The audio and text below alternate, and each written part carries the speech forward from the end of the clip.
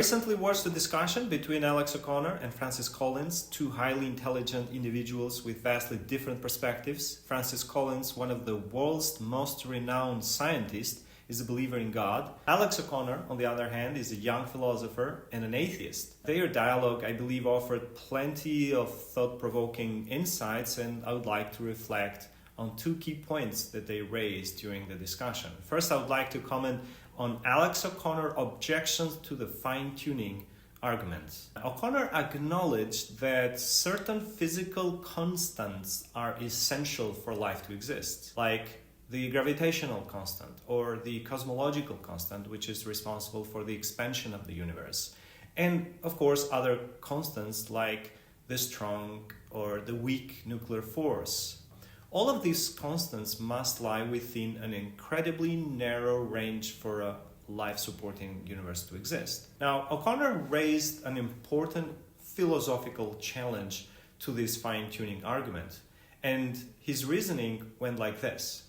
If God exists and intended to create a universe that could support life, doesn't this mean that God was constrained to use these specific constants and parameters? If these are the only parameters that make life possible, then God had no choice but to use them.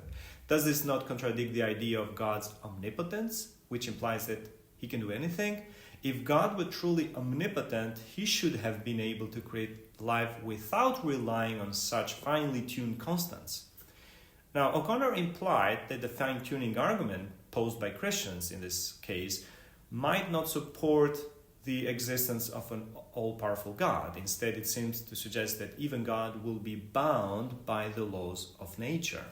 A potential response to this objection is to clarify the relationship between God's omnipotence and the specific parameters of the universe. If God intended to create this particular kind of universe that supports this particular kind of life, then it follows that these parameters would be necessary. The constants are not constrained on God's power, but rather the logical requirements for the specific universe God chose to create. However, this does not mean that God's omnipotence is limited. God could have created a completely different kind of universe with a different set of constants. For instance, a universe with a stronger gravitational constant might form entirely different structures, such as stars and planets of a different nature, leading to a different forms of life. Similarly, different values for the strong or the weak nuclear forces could lead to entirely different atomic and molecular systems. In short, God's choice of these constants reflects his intention to create this specific kind of universe rather than a limitation on his creative freedom and power. The fine-tuning argument does not constrain God, but highlights the intentionality behind his creation. It shows that God deliberately designed this universe to sustain life as we know it, but he was free to design other kinds of universes with different laws, parameters, and forms of life if he so desired. Another observation from the discussion was the O'Connor's attempt to label Christians as agnostic because of how they approach the problem of evil. When O'Connor is faced with traditional arguments for God's existence, such as the cosmological argument, or the fine-tuning argument, or the moral argument, the argument from beauty, all of these arguments posed by Christians, O'Connor often responds with statements such as, "I don't know, I cannot explain," or "it is a mystery."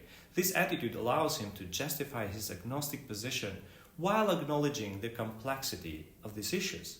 So far, seems reasonable.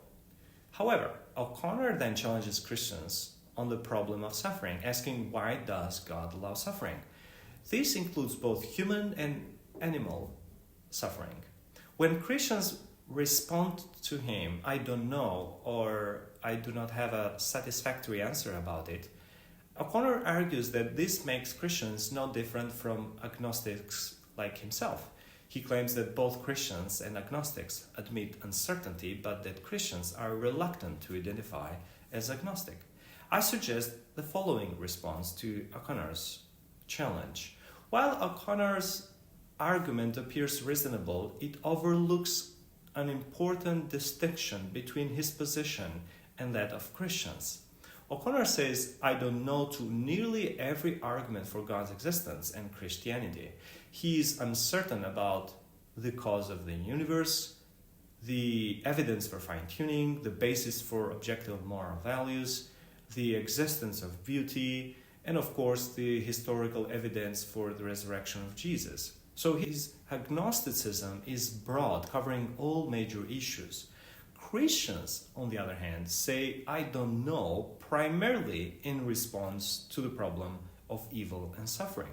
However, they find compelling reasons to accept that God is the best explanation for why the universe exists, God is the best explanation for fine-tuning, God is the best explanation for the existence of objective moral values, God is the best explanation for the existence of objective beauty, and of course, that the historical evidence supports the resurrection of Jesus. So the distinction is significant. Christians have multiple strong arguments supporting their worldview with only one difficult challenge, the problem of evil and suffering.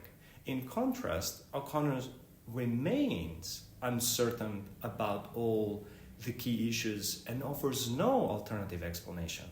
Although Christians might accept mystery or agnosticism in one challenging area, this does not make them agnostic because their faith is grounded in cumulative case. Thus, when O'Connor suggests that Christians should identify as agnostic, he overlooks the difference in their reasoning.